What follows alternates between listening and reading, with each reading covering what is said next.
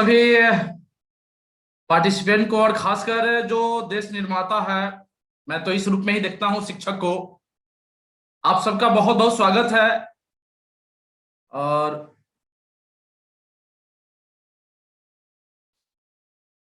कि ये लिमिट को क्रॉस कर गया है यहाँ जितने भी हमारे पार्टिसिपेंट है। और आज एक बड़ी उम्मीद के साथ, आप सब एक उम्मीद के साथ आए हैं, इसलिए मैं अपने तरफ से पूरा प्रयास करूंगा कि आपके अंदर जितनी भी क्यूरियोसिटी होगी, जितनी भी क्यूरी होगी, उसका मैं जवाब दे पाऊं और आपको मैं इसका बेनिफिट मैं दिला पाऊं। तो सबसे पहले मैं इन टीचिंग परिवार का बहुत बहुत धन्यवाद करता हूं कि पूरे परिवार ने मिलकर के यह मौका दिया है। इसके लिए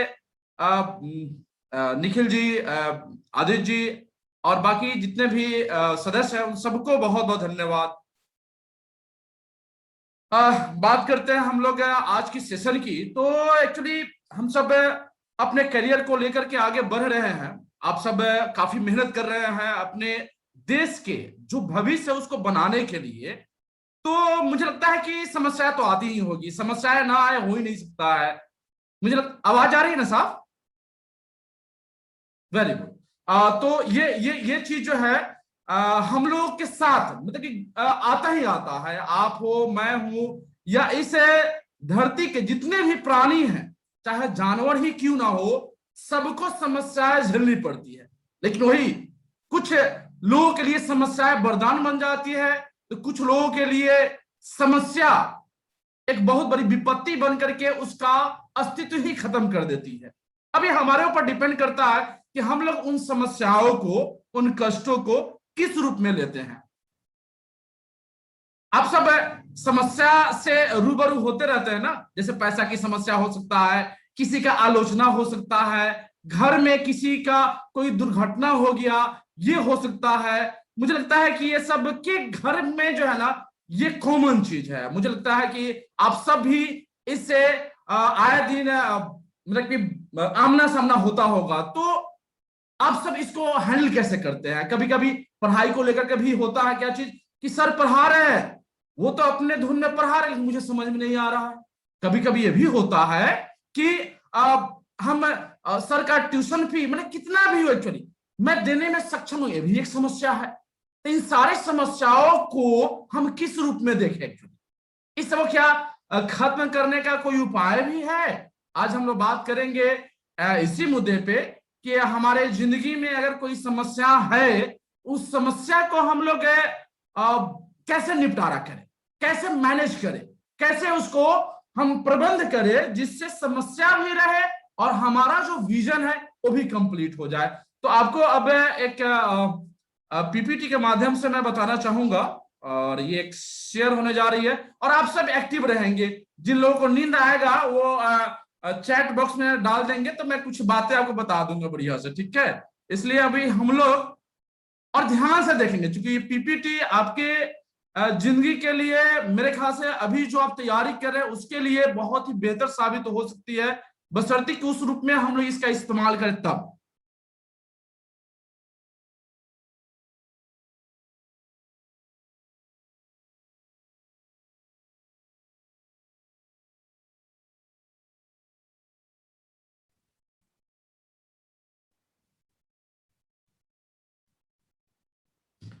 स्क्रीन दिखाई दे रही है आप सबको?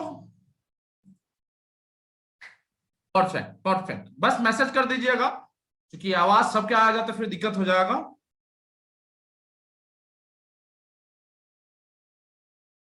अभी कुछ लोग आ रहे हैं, निकल रहे हैं, थोड़ा सा ये भी एक समस्या ही है, क्योंकि नेटवर्क का प्रॉब्लम रहता है। भले हम लोग 5G में प्रवेश कर रहे हैं, लेकिन ये भी एक समस्या ही है। फिर भी इसको लेकर के बहुत सारे लोग इरिटेट हो जाते हैं, अरे ये कितना माने नेटवर्क कमजोर है। वही में कोई लोग मैनेज करते हैं, अरे है तो है, अब हमारी तो कोई भूमिका है नहीं। इसलिए मुझे लगता है कि ये सब समस्याओं का निराकरण प्रबंधन होना चाहिए।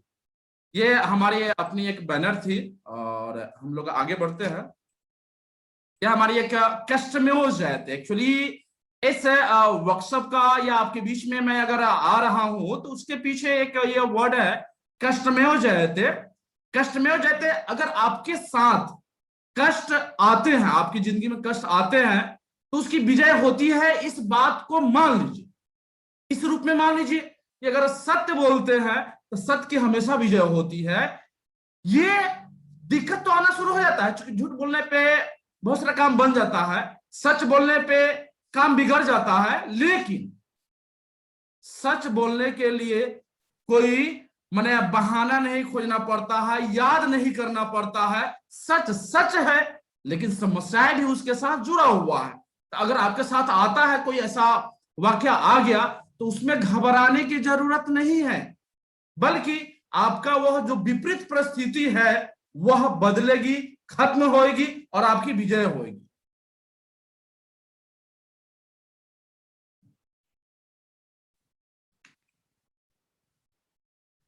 मैंने पहले बताया कि आपकी जिंदगी में जो समस्याएं हैं, जो कष्ट है, विपत्ति है, उसका प्रबंधन कैसे करें, उस पर हम लोग बात करेंगे आज।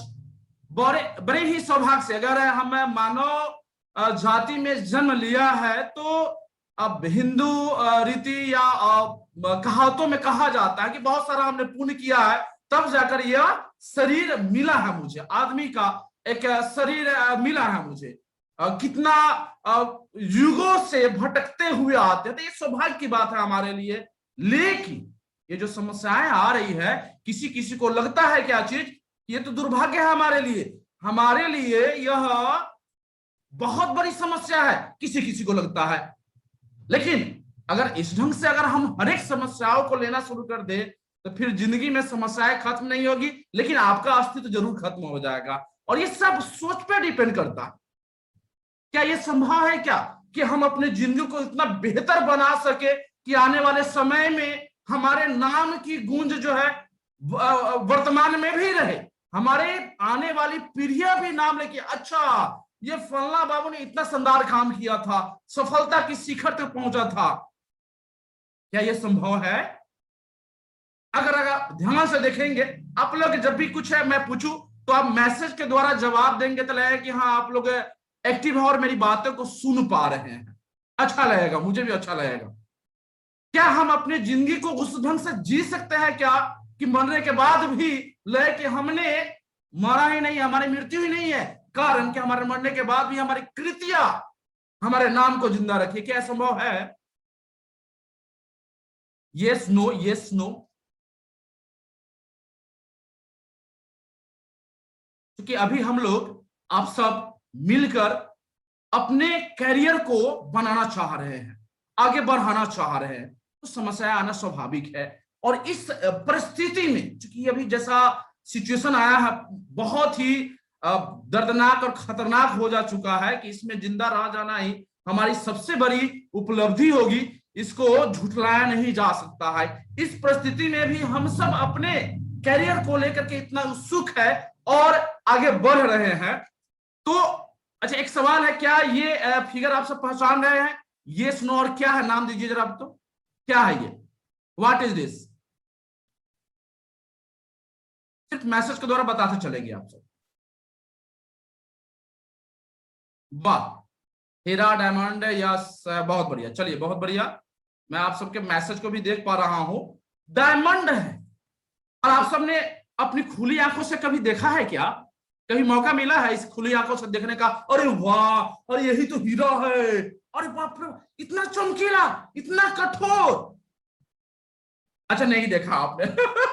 मैंने भी नहीं देखा एक्चुअली, फिल्मों में देखा है, देवानंद की फिल्मों में देखा है। नए बहुत सारा फिल्म भी आ रही है, चाहे आती है चोरी वाली, तो उसमें हीरो पे एक्चुअली पुराने फिल्मों में हीरो का स्मगलिंग होता था, जिसमें धर्मेंद्र और देवानंद वगैरह वगैरह जब रहते थे, तो हमने भी नहीं देखा है। और मुझे लगता है कि जैसा आप लोग का मैसेज आ रहा है, आप सबने भी नहीं देखा है। खैर, फोटो में देखा है, वीडियो में देखा, आज एक बार और देखने का मौका मिला है हीरा को, जो कैसा होता है। और इसके गुणों की अगर चर्चा पर चर्चा करे तो लगेगा कि अरे वाह, सबसे अमूल्य या मूल्यवान अगर कोई रत्न है तो वह हीरा है। लेकिन क्यों ऐसा माना जाता है?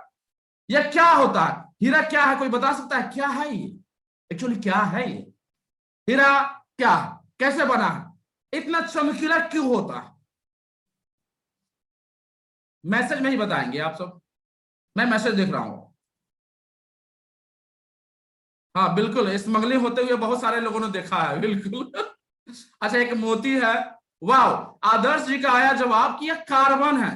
परफेक्ट, कोयला की खानों में से मिलता है। वाह, परफेक्ट परफेक्ट, आप लोग सही दिशा में जा रहे हैं। मैं जो जानना चाहता हूं, चूंकि यह सिर्फ मेरा लेक्चर नहीं मैं देना चाहता हूं कि मैं बोलूं आप सुने और जाए, ऐसा नहीं। मैं चाहता हूं कि आप सब भी इसके हिस्से बने। आपके अंदर भी दिव्य शक्तियां है, आपके अंदर भी प्रतिभा है। बस मैं चाहता हूं कि आप सब कन्वर्सेशन करते रहे। बहुत बढ़िया। यह कार्बन है, और कार्बन का परफेक्ट, बहुत अच्छा आप लोगों ने लिखा। ये कार्बन है और कोयले के खान से निकलता है। और यह इतना मजबूत कैसे होता है? तो आप सबके जवाब को मैंने लिखा भी है एक्चुअली। चमकता है आंतरिक परिवर्तन के कारण। परफेक्ट। ये तो मोटिवेशन वाला है, मैं क्यों बता रहा हूं। ऐसे साइंस में पढ़े होंगे आप सब, हमने भी पढ़ा है केमिस्ट्री में। ये टॉपिक आती है, तो इसको हमने यहाँ पे क्यों डाला? हीरा क्या है? तो आप सब देखेंगे तो आवर्त सारणी के 14वें ग्रुप में ये मैं पढ़ा नहीं रहा हूं, बल्कि आप सब जानते हैं। मैं सिर्फ रिमाइंड करा रहा हूं। और क्यों करा रहा हूं आप देखेंगे, हम लोग आगे देखेंगे कि क्या है एक्चुअली, ये क्यों बताना चाह रहे हैं मैं। तो कार्बन का यह अपरूप होता है। और कार्बन का एक और कौन अपरूप होता है पता है आप सबको? पता होगा निश्चित रूप, बहुत सारे लोगों को पता होगा कार्बन के कितने अपरूप होते हैं। कैसे बना? तो आप सब जानते हैं कि पेड़ पौधे का, जो पुराने जमाने में पेड़ पौधे का, आपको जवाब एकदम बढ़िया आता, एकदम परफेक्ट। दो अपरूप होता है। कौन कौन, अगर नाम भी पता हो तो बता देंगे। बहुत बढ़िया, नाम भी आ गया, ग्रेफाइट। Perfect perfect. एक्चुअली क्या है, ये जो हीरा है, हीरा का निर्माण विपरीत परिस्थितियों में, विपरीत परिस्थितियों में धरती के नीचे, जब पेड़ पौधे और जंगल के जंगल भौगोलिक परिवर्तन के चलते नीचे दब गए थे, तब इसका हजारों टेम्परेचर, हजारों इसका एटमॉस्फेयर प्रेशर के चलते, जहां पे ऑक्सीजन भी नहीं मिल रहा है। आज हम सभी इसको लेकर के बड़ी परेशान हैं। ऑक्सीजन का कालाबाजारी होना शुरू हो गया है। आज ऐसा परिस्थिति आ गया है जहां पे हम लोग ऑक्सीजन के लिए लड़ रहे हैं, कालाबाजारी और स्मगलिंग करना शुरू कर दिए हैं। अब इस पे स्मगलिंग हो रही है। तो कार्बन को, ऑक्सीजन का भी सप्लाई नहीं हो पाता था। हजारों, लगभग 1500 डिग्री सेंटीग्रेड, 70,000 एटमॉस्फेयर उसका प्रेशर, तब जाकर के कुछ कोयले, कुछ पौधे हीरा में कन्वर्ट हुआ। और फिर कन्वर्ट होने के बाद फिर उस पे तराशा गया, उसको बनाया गया, तब उसके अंदर चमक आई, है ना? ये एक्चुअली क्या, हमने देखा नहीं है लेकिन हमने पढ़ा है, आप सभी जानते हैं। हीरा के यह जो चमकीला रूप हम लोग देखते हैं, शोरूम में देखते हैं, स्मगलिंग इतना होते हुए देखते हैं, इसके पीछे यही एक कारण है कि यह काफी दुर्लभ है और चमकीला और काफी अमूल्य, काफी मूल्यवान यह धातु बन जाता है। अधातु से बना हुआ, लेकिन हमारे लिए रत्न का काम करता है। साजो सामान इससे बनते हैं। हीरा का कोई अंगूठी दे दे एंगेजमेंट में, जो बड़े बड़े लोग होंगे अपने, अगर गर्लफ्रेंड वगैरह सब है तो ऐसा कहानियां चलता है फिल्मों में कि हीरे का रिंग दे करके और उसको जो है ना हम एंगेजमेंट में या उनको अपने तरफ करें। ये चीज जो आती है, आप सब पुनः फिर ज्वाइन करेंगे इसी से, क्योंकि अब ये जो रियल चीज है, ये सब हम लोग कर क्यों रहे हैं आखिर? हीरा का हमारे जीवन के कर से क्या लेना देना, क्या लेना देना है? मैं यहां पे पढ़ा नहीं रहा, लेकिन एक चीज बताया जो साइंस से जुड़ा हुआ, आप सब जानते हैं। अब आती है हमारी जिंदगी, तो इससे क्या लेना देना है, मैं क्यों बता रहा हूं? एक बच्चे का जन्म होता है, सैकड़ों विपरीत परिस्थितियां पैदा होती है। कभी कभी वो बच्चे जो है ना अपने अस्तित्व को बचा नहीं पाते हैं, यानी कि विपरीत परिस्थितियों में ढल नहीं पाते हैं। आप जानते भी होंगे कुछ मनुष्य का अस्तित्व भी खत्म हो जाता है, लेकिन कुछ लोग बच जाते हैं, जिसमें से मैं हूं और आप है। हम सब जिंदा बच गए, बड़े हो गए, युवा हो गए। जैसे एक पेड़ पौधा कन्वर्ट हुआ हीरा में विपरीत परिस्थितियों को सहते हुए, सेम ठीक वैसा ही हमारी जिंदगी है, हमारा अस्तित्व है, जो विपरीत परिस्थितियों से लड़ते हुए हम सब यहां तक पहुंचे हैं और चाहते हैं कि हम लोग आगे बढ़े। कुछ बच्चे लोग शरारत कर रहे हैं। कंट्रोल कंट्रोल, ये सभी समस्याएं हैं और इन समस्याओं का भी प्रबंधन हम लोग जानते हैं एक्चुअली, और ये जूम ने दिया हुआ है कि कौन कर रहा है, सब पता चलता है। आप सब अपने आप को कंट्रोल रखें तो ज्यादा बेहतर है। हीरा का हमारे जीवन के कष्ट से क्या लेना देना? बिल्कुल सही सवाल है। यह हमारे युवा, किसी भी देश की, हमारे देश की तो है, हमारे देश में युवाओं की संख्या अपने जनसंख्या के आधा से अधिक है। यह युवा हमारे देश की एक बहुत बड़ी संपदा है, लेकिन यह संपदा आज खत्म होते जा रही है। उद्देश्य विहीन जिंदगी और कष्टों के आगे सरेंडर कर देने से। ये युवा एक बहुत बड़ी संपदा है उस किसी भी देश की, और हमारे देश की खासकर इस संपदा को बचा के रखना है, इसको सही दिशा में यूज करना है, खुद को उस जगह पे ले जाना है जहां से आपकी प्रतिभा प्रस्फुटित होती हो।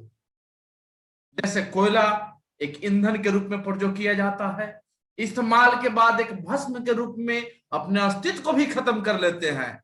कोयला का एक अपना मूल्य होता है, लेकिन इस्तेमाल के बाद बेकार। कोयला काला कलूटा, और जब वह चूल्हे में डाला जाता है तो भस्म बन जाता है, राख बन जाता है। क्या आप ऐसा बनना चाहेंगे? नहीं ना, बिल्कुल।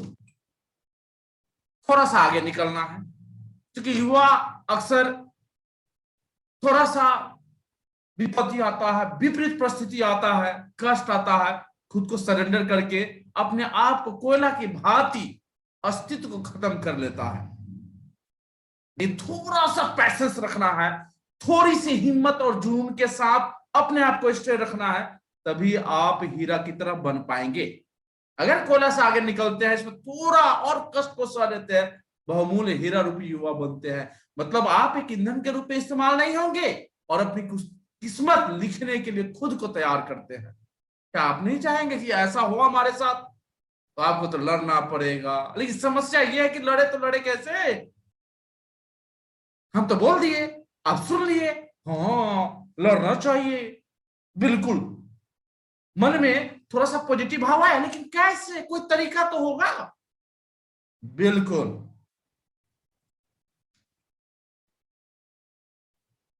ईश्वर ने हरेक को एक विशेष प्रयोजन के साथ इस धरती में भेजा है। अगर आप इस बात को मानते हैं तो हरेक के पास एक अपना अलग डिफरेंट गुण है, उस गुण के चलते ही उसकी पहचान हो पाती है।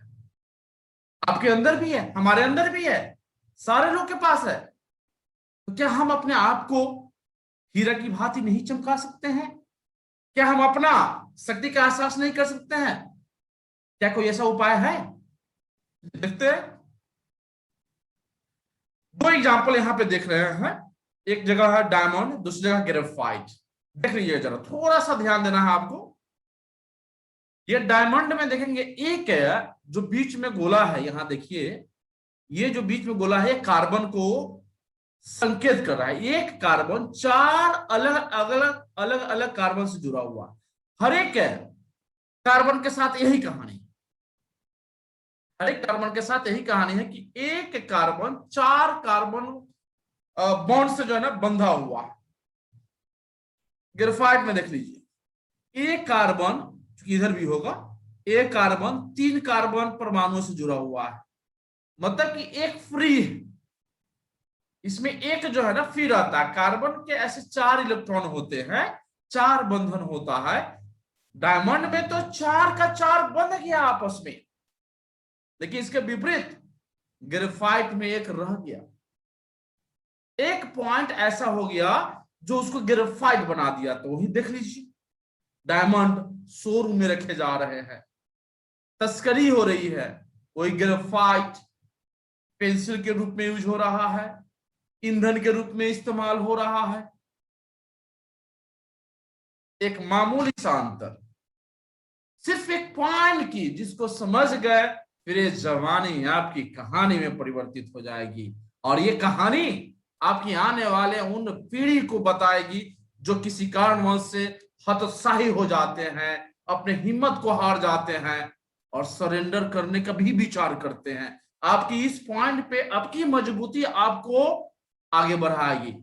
ऐसे ये 4 पॉइंट है क्या चीज, हम किस पॉइंट को ना छोड़े। आइए हम अपनी जवानी की कहानी लिखने के तैयार होते हैं और उसको एक पटकथा बनाते हैं, इस स्क्रिप्ट बनाते हैं जिस पे हमको चलना है। लेकिन उससे पहले जो एक हमारे मन के अंदर, हमारे शरीर के अंदर जो मजबूती आनी चाहिए, उस मजबूती को तैयार करते हैं।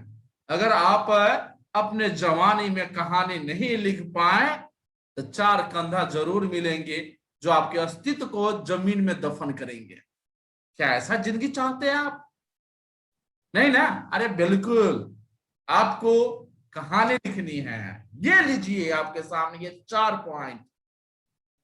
ये 4 पॉइंट है सकारात्मक, संघर्ष, संयम, समर्पण।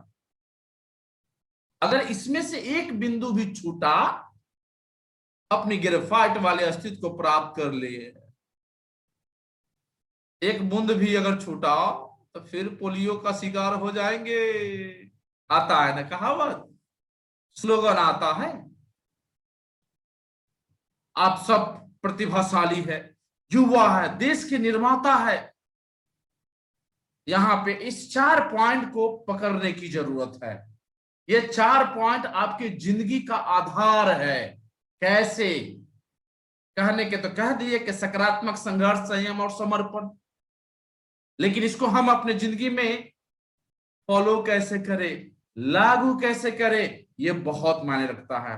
आइए एक एक बिंदु को समझते हैं, एक एक पॉइंट को समझते हैं और अपने जिंदगी में लागू करने के लिए, फॉलो करने के लिए, जिससे हम हीरा वाली अस्तित्व प्राप्त कर सके, वो मजबूती हमारे मन के अंदर आ जाए, हमारी सफलता वो कहानी कहे कि लोग तालियां बजाने पे मजबूर हो जाए। हमारे जीवन को समान प्राकृतिक नियम नियंत्रित करते हैं, लेकिन हम इनके साथ ही छेड़छाड़ करने लगे। परिणाम सामने ऐसे कोरोना काल का मैं बता रहा हूं, क्योंकि यह भी एक बहुत बड़ी समस्या है हमारे बीच में, महामारी के रूप में आ गया है। इसलिए आपसे हम लोग वर्चुअल मुखातिब हो रहे हैं। 4 पॉइंट में कुछ जो पॉइंट है हम लोग एक एक करके चारों को देखेंगे। लेकिन युवा की मानसिकता देखिए पहले। युवा का ध्यान क्षणिक सुख की तरफ होता है। आप सभी तैयारी करते हो तो लगता है कि ना पहली बार में तैयारी करे, एग्जाम का निकल जाए, ऐसा भी संभव है। लेकिन ऐसा नहीं है कि हाँ पहली बार में नहीं निकलेगा तो दूसरी बार में नहीं निकलेगा, ऐसा कुछ नहीं है। लेकिन हम लोग काफी आकर्षित होते हैं, इसीलिए इतना लूटपाट और अपराध भी बढ़ता है। सबको चाहते कि जल्दी प्राप्त हो जाए। लेकिन हीरा बनने के लिए आपने देखा कितना ताप दाप सहन करना पड़ा। आज युवाओं को भी उसी ढंग से संयम की जरूरत है। लेकिन यह संयम हमारे युवा में आजकल थोड़ा कम पाया जाता है। इसलिए इस संयम को बनाए रखने के लिए एक एक पॉइंट को, जो मैंने बोला ना, एक एक पॉइंट को हमको आत्मसात करना पड़ेगा, मनन चिंतन करके हमको लागू करना पड़ेगा। पहला पॉइंट सकारात्मक, पॉजिटिविटी। आजकल तो पॉजिटिव कहने से बड़ी डर लग रहा है, क्योंकि पॉजिटिव शब्द आने से डर इसलिए लग रहा है कि कहीं कोरोना ना हो गया। इसलिए इस पॉजिटिविटी को दूर करने के लिए खुद को पॉजिटिव रखना ही पड़ेगा। युवा को खुद के पैर पे खड़ा होने के लिए सकारात्मकता एक शानदार युक्ति है जिसको अपने पास रखकर हर कष्ट को नष्ट किया जा सकता है। यह एक ऐसा हथियार है जो नकारात्मक विचारों को मारते रहता है।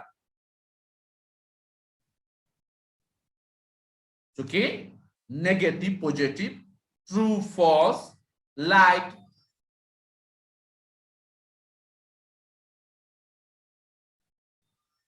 ये सारी चीजें क्या है, एक दूसरे से जुड़ा हुआ है, एक दूसरे के विपरीत।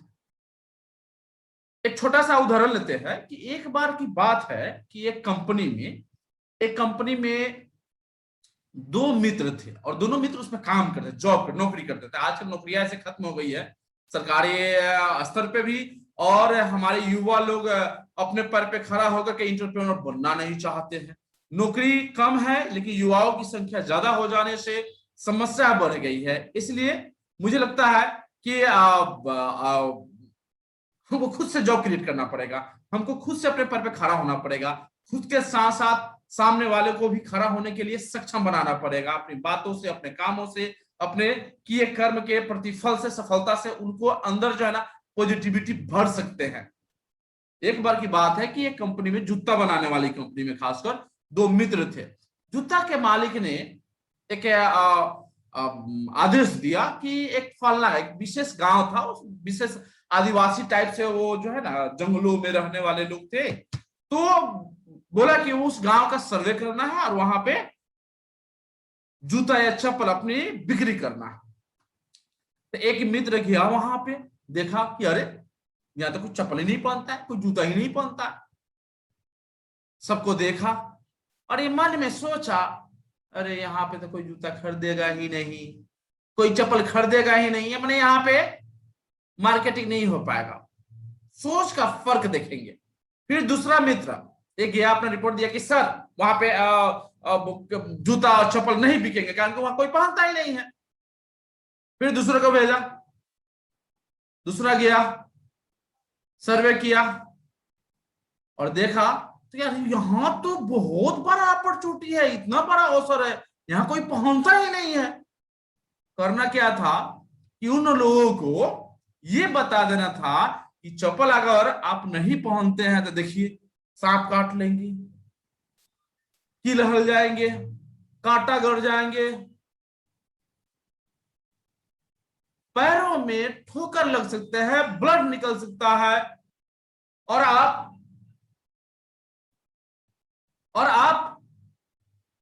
घायल हो सकते हैं। इसलिए ये चप्पल पहने, आपको हर एक कष्ट से निजात दिलाएगा, आपके हर एक कष्ट को नष्ट करेगा। बात समझ में आ गई। इस कंपनी ने वहां पे जाकर के अपना मार्केट फैलाया और इतना सेल किया वहां पे कि रिकॉर्ड बना दिया। यह है पॉजिटिव सोच का फर्क।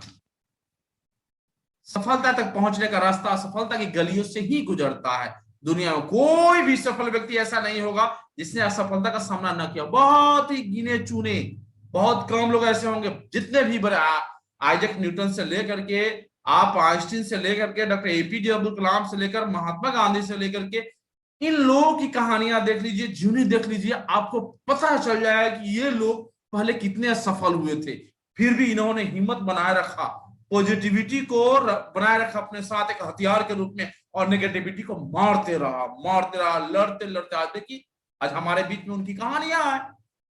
फेल होने के बाद जहां और भी है, ये सकारात्मक सोच का परिणाम है। बहुत लोग होते हैं कम नंबर आ गया या रिजल्ट नहीं या सुसाइड कर लेता है। बताइए, ये सब नेगेटिविटी का ही फर्क है। इस परिस्थिति में आपसे बात किया कीजिए, घर में बात कीजिए, अपने उन शुभ चिंतकों से बात कीजिए जिनसे आप शेयर करते हैं। एक सवाल है आपसे, यदि खेत में बीज ना डाला जाए तो क्या होगा? बताइए क्या होगा? स्वाभाविक है, बंजर, बहुत बढ़िया, बंजर हो जाएगा। बिल्कुल, वहां पे घास फूस उगाएंगे, जंगल टाइप से बन जाएगा, एकदम परफेक्ट। सिमिलरली अगर दिमाग को सकारात्मक विचार ना देंगे ना, तो वैसा ही नकारात्मक विचार अपनी जगह बना लेंगे। दिमाग को खुराक चाहिए, और दिमाग को खुराक ना दिए ना तो दिमाग आपको खुराक बना लेगा। है ना अचरज वाली बात? इसलिए अपने दिमाग को कभी भी फ्री नहीं रखना है। ये शैतान का दिमाग हो जाता है, अगर खाली रहता है, काम नहीं करते हैं, सकारात्मक विचार नहीं लाते हैं, तो इसमें नकारात्मक और राक्षसी प्रवृत्ति जो है दिमाग के अंदर घर कर लेता है। एक छोटा सा एक्सपेरिमेंट है जिसको आप सब अपने लाइफ से जोड़ करके देख सकते हैं और इसको सर्वे कर सकते हैं खुद का। जैसे क्या आप किसी काम को शुरू करने से पहले उसके सफल होने की उम्मीद करते हैं, हाँ या ना? बहुत सारे लोग होते हैं, अरे ये शुरू करेंगे, पता नहीं क्या हुआ क्या नहीं, कहीं फेल ना हो जाए, आता है ऑप्शन आता है।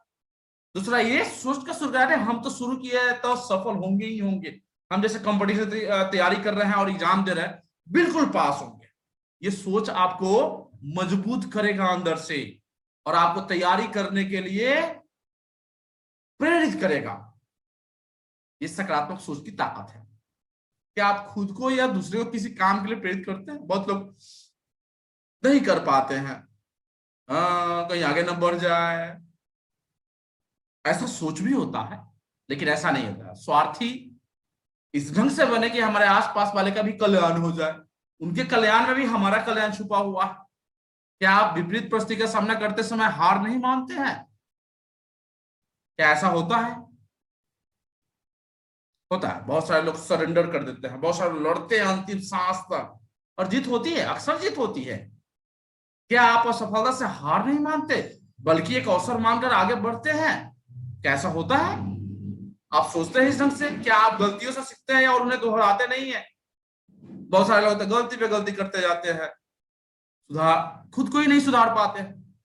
अगर इसका जवाब 7 हाँ आ गया, यानी पॉजिटिव फ्रीक्वेंसी पे है, अगर 7 से कम आया तो इसका मतलब कि आपको सोचने की जरूरत है, अपने विचारों को देखने की जरूरत है। अगर 5 या 5 से कम आ गया तो समझिए कि आप डेंजर जोन में हैं, खुद को संभालना पड़ेगा। इस परिस्थिति में आप बात कीजिए, मैं आपसे बात करूंगा और इसका समाधान आपके मैं बताऊंगा। और मुझे पूर्ण विश्वास है कि जब आप प्रैक्टिकली, बहुत सारे चूंकि मेरे वर्कशॉप चलते हैं, कार्यशाला चलते रहते हैं, तो उसमें आपको पार्टिसिपेट करना पड़ेगा अलग अलग टॉपिक पे, तो मुझे लगता है कि आपको इसका बेनिफिट मिल जाएगा।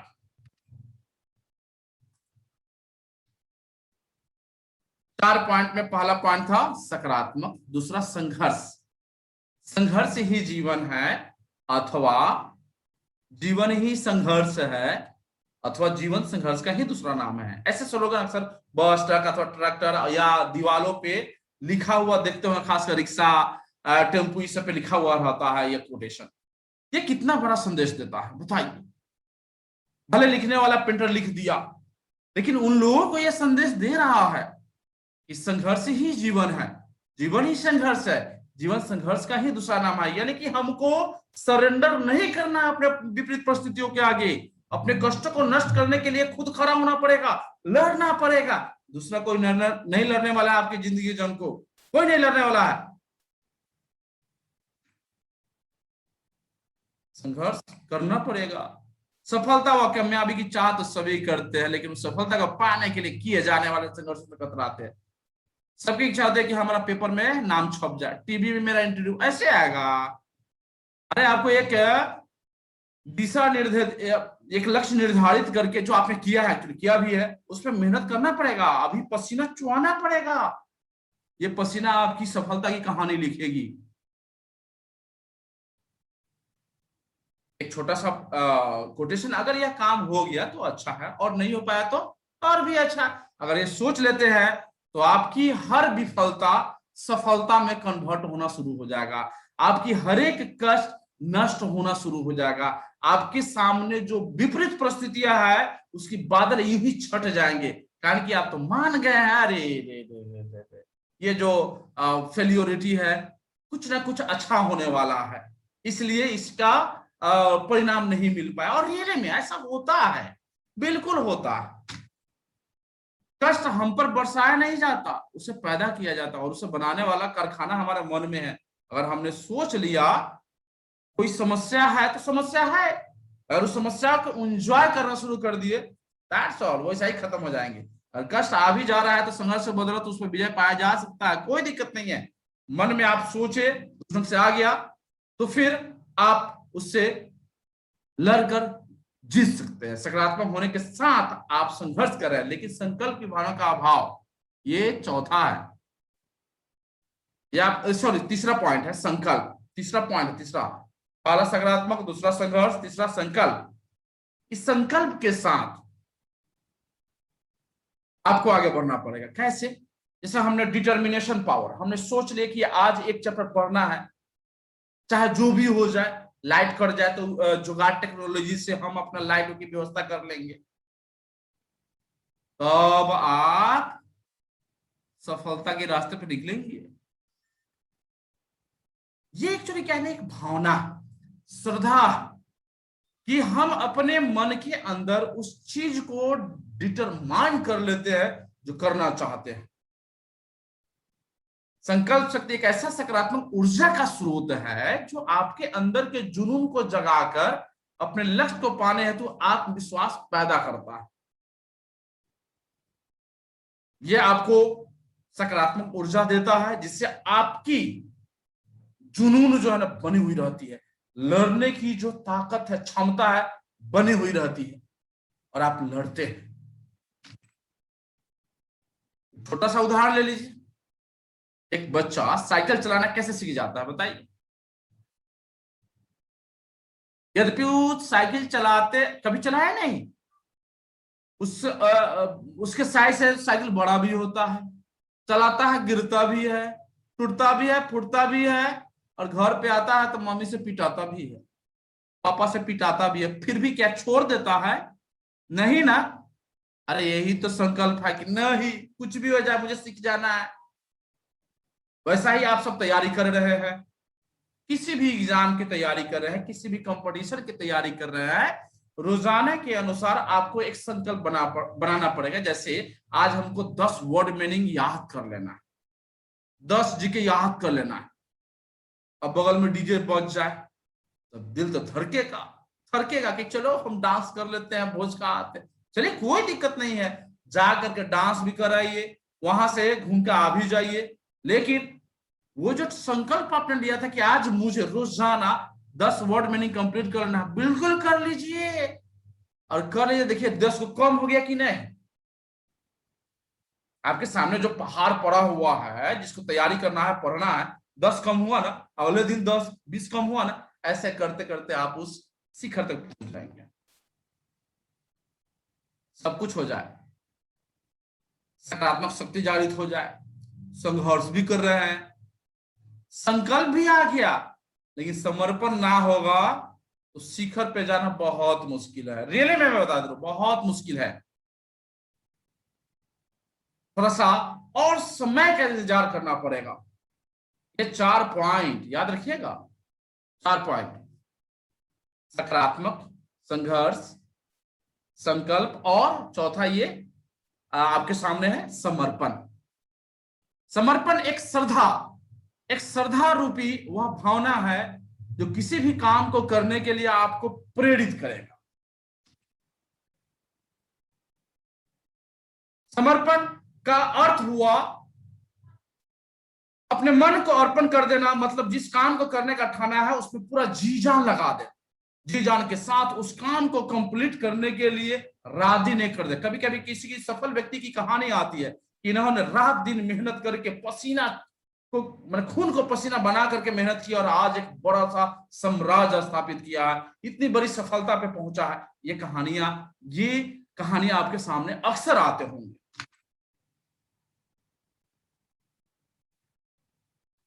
समर्पण की भावना पैदा करने के लिए आपके पास सकारात्मक सोच के साथ समस्याओं से लड़ने के लिए संघर्ष और काम को पूरा करने के लिए संकल्प की शक्ति का रहना जरूरी है, जो आपके अंदर पहले से ही अर्जित कर चुके हैं। हमने 3 पॉइंट तो पहले से ले लिया था, 3 पॉइंट, चौथा पॉइंट भी आ गया समर्पण।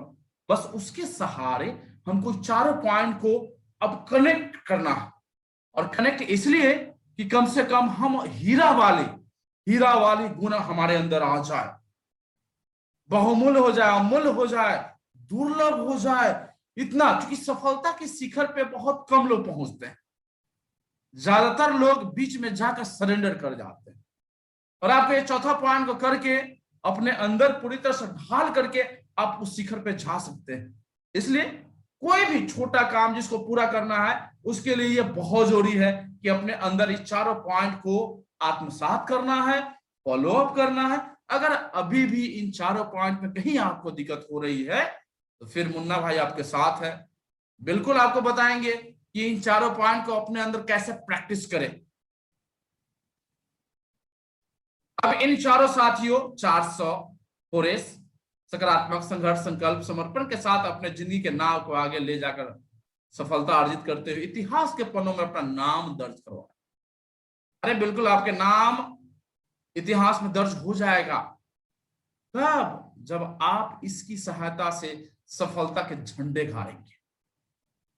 और मुझे पूर्ण विश्वास है कि इसमें आप कमी नहीं करेंगे, क्योंकि आपके अंदर जो चमक है, आपके चेहरे पे जो मैं चमक देख रहा हूं, वह चमक आपको पूरी तरह से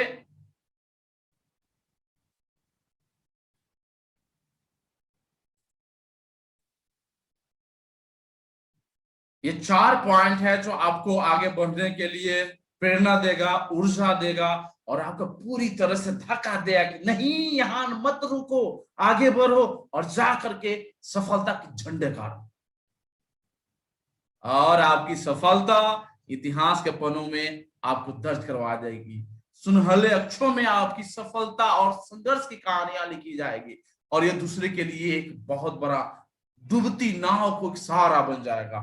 क्या आप नहीं चाहेंगे ऐसा बनना? बिल्कुल। ये एक बहुत बड़ी आपकी बहुत बड़ी ऐतिहासिक कदम होगी जिसको मैं सैल्यूट करता हूं कि आप इन चारों पॉइंट को अपनी जिंदगी में आत्मसात करके आगे बढ़ेंगे। Thank you so much. आप सबको बहुत बहुत धन्यवाद इतना समय देने के लिए। यह हमारा संपर्क नंबर है, आप व्हाट्सएप, ईमेल और वेबसाइट पे भी विजिट कर सकते हैं। ये सोशल मीडिया कनेक्शन है। आप यहाँ पे भी आप अपने आप को कनेक्ट कर सकते हैं। आप अपनी समस्याओं को हमसे एकदम डायरेक्ट बात कर सकते हैं और शेयर कर सकते हैं। मैं आश्वस्त करता हूं कि आपके हर एक समस्याओं का समाधान मैं बता दूंगा। और ये हमारे द्वारा लिखी हुई एक पुस्तक है कष्टमेव जयते, जो अमेजन, फ्लिपकार्ट और क्वाक फाउंडेशन के वेबसाइट पे अवेलेबल है। अगर आपको लगता है कि हाँ हमारे साथ कुछ ऐसे सकारात्मक ऊर्जा रहनी चाहिए, तो मुझे लगता है कि यहाँ पे आपको ये किताब लेकर पढ़नी चाहिए। मैं एक चीज वाक्य मैं आप शेयर कर देना चाहता हूं। इस चारों पॉइंट का एक जीता जागता उदाहरण है। आपके सामने जो फोटो दिखाई दे रही है डॉक्टर एपीजे अब्दुल कलाम के साथ, यह एक ऐतिहासिक है हमारे लिए और उन लोगों के लिए भी जो चाहते थे कि हाँ हमसे मुलाकात हो। मैं एक छोटी सी इसकी एक उदाहरण बता देना चाहता हूं कि कैसे हमारी मुलाकात हुई। मैं चाहता हूं कि आप सब जाने ये हमारे लायक, और मैं काफी ऊर्जान्वित और काफी धन्य सौभाग्यशाली समझता हूं कि मुझे ये मौका मिला। ये जो पॉइंट आपने देखा इसी का कमाल था, सकारात्मक सोच का। संघर्ष करते रहा, समर्पण के साथ आगे बढ़ते रहा, संकल्प लेते रहा और आज आपके बीच में हूं मैं बता दूं कि जब मैं स्कूल में था तभी से, जब ये राष्ट्रपति थे डॉक्टर एपीजे अब्दुल कलाम, तभी से इनसे मिलने की एक उत्कंठ है, मैंने एक अभिलाषा जो ना मैंने पूरी तरह से मेरे दिल दिमाग बैठ गई। जब इनकी कहानियां आता था, खबरें आते थे पेपर में, तो मैं कटिंग करके रख लिया करता था। एक मैंने पता नहीं, पेपर में मुझे दूसरा कुछ नहीं, कलाम जी से जुड़ा हुआ जो फोटो, उनसे जुड़ा हुआ जो न्यूज होता था, मैं उसको काट करके और रख देता था। और एक ये बनाया था क्या बोलते हैं, रजिस्टर। वो रजिस्टर में डेट के साथ मैं अपने विचारें लिखा करता था।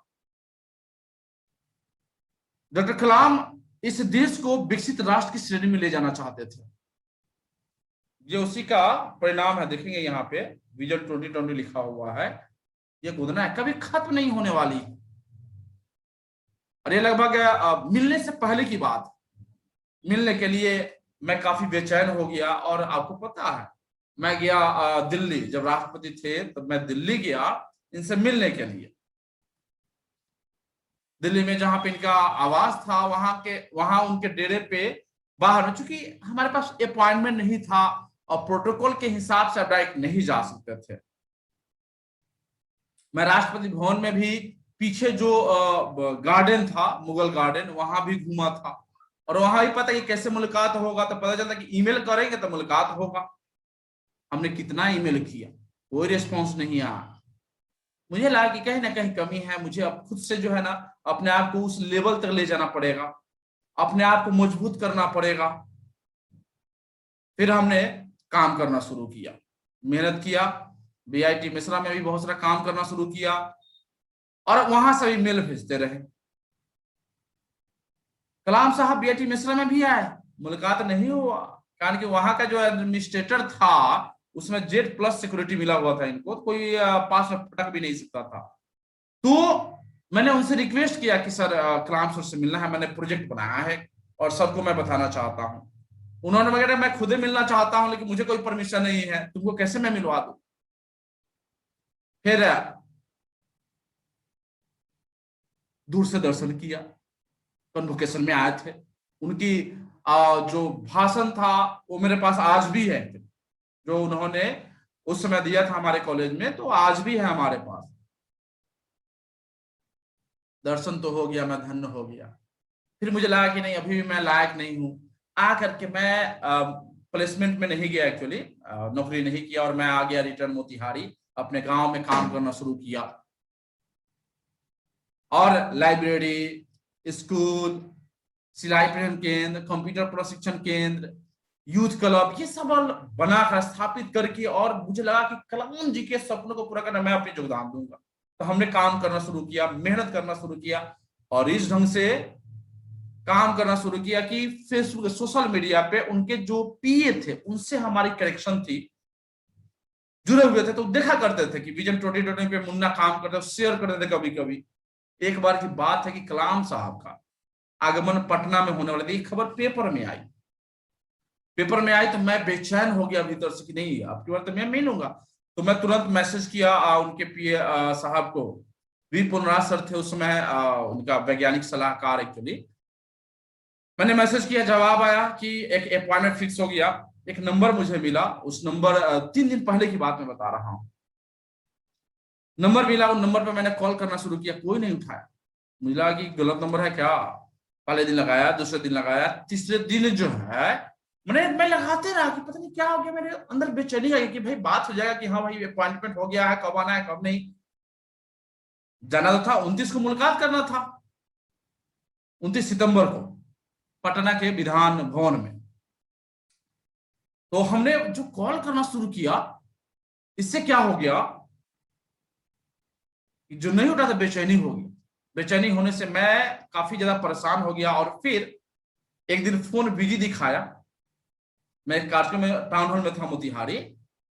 फिर जो है ना मुझे लगा कि अब उठाएगा, अब उसके बाद जो उठाया, अच्छा मोतिहारी से मुन्ना कुमार, अच्छा आपका अपॉइंटमेंट 4 बजे 29 तारीख को कलाम साहब के साथ हो गया है। मैं तो ये हो गया कि मैं कल 4 बजे शाम में है, लेकिन कल नहीं जाऊंगा, आज ही घुस के ट्रैफिक जाम में मैं फंस जाऊं।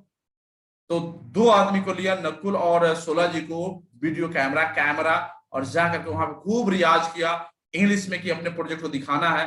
और जब मुझे लगा कि उनको भी जाना चाहिए, लेकिन हमने प्रयास किया कि हमारे साथ जाए, लेकिन प्रोटोकॉल के हिसाब से सिर्फ मेरा अपॉइंटमेंट था। मैं भीतर गया, संजोग से कैमरा, छोटा वाला जो कैमरा था मेरे साथ चला गया था। और जब मैं भीतर रूम में घुसा तो कलाम साहब सीधा हिंदी में बात की, और खुद से हाथ बढ़ा करके उन्होंने स्वागत किया। मैं तो प्रभावित हो गया, उनका हाथ इतना मुलायम था, मैं क्या बताऊं। फिर वहां से अब मैं थोड़ा सा भावुक भी हो गया कि, और तुरंत जो है ना मैंने कैमरा निकाला, उनके साथ जो था पीए कह सकते हैं, मैं नहीं जानता था, उनको दिया कैमरा, सर फोटो खींच लीजिएगा। ये मेरे दिमाग में था एक्चुअली। और इस ढंग से मैं सर को प्रोजेक्ट बताना शुरू किया, और काफी प्रभावित हुए, और वो मोतिहारी आने के लिए रेडी भी हो गए। लेकिन संजोग से जब मैं उनको बुलाने गया था चेन्नई 26 जुलाई को, तो 27 जुलाई को ये खबर आई कि ऐसी ऐसी बात है कि वो नहीं रहे। तो मैं काफी रोया था। तब से लगा कि नहीं, कलाम जी के सपनों को पूरा करने के लिए मेहनत करनी चाहिए, युवाओं पे काम करनी चाहिए। वो भी बच्चों पे, युवाओं पे काम किया करते थे, मैंने भी काफी काम किया और करते रहा। और आपके आज आपके बीच में हूँ। बहुत बहुत धन्यवाद, आप सबने काफी समय दिया। और आप सबके साथ अगर कुछ भी ऐसा समस्या हो जो शेयर करना चाहिए था, आप निश्चित रूप से शेयर करेंगे। Thank you so much. आप सबको कष्ट में हो जाते। जय जगन्नाथ।